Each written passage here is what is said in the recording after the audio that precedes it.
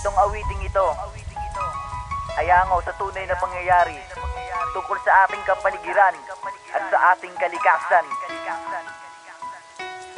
Yeah, this is South Rhyme Finest, South Love, Ram Mark, J1 Rhymes, Rhymes G, Victoria Production.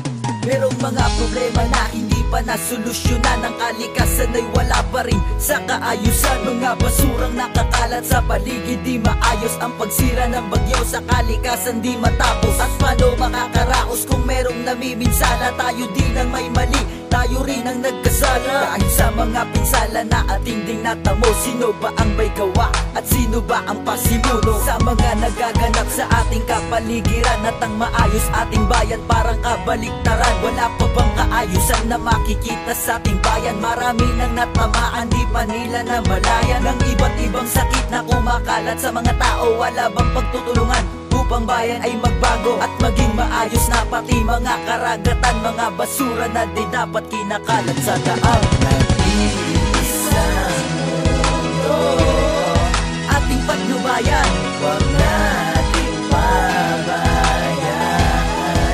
ang ating kalikasan. Nag-iisang mundo, bigay ng may kapal,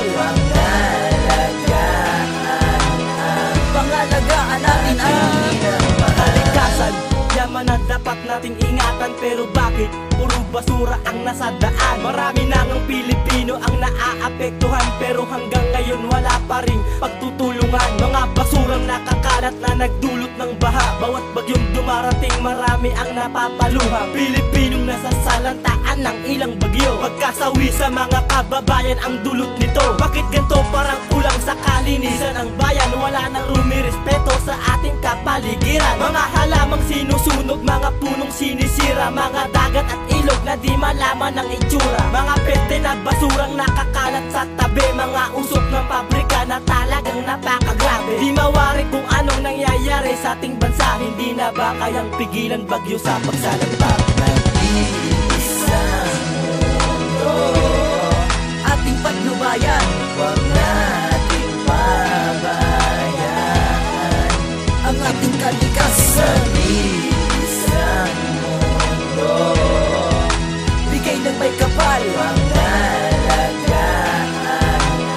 pangalagaan natin ang bakit ba?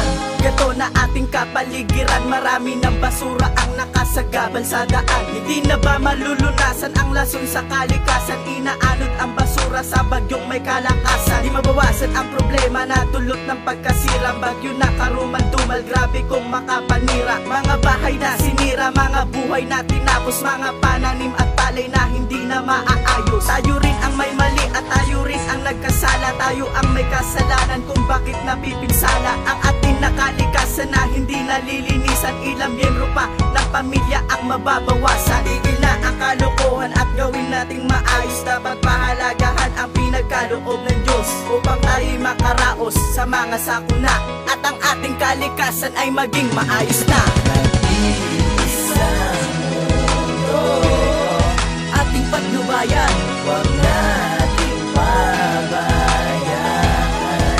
ang ating kalikasan. Nag-iisang mundo, bigay ng may kapal,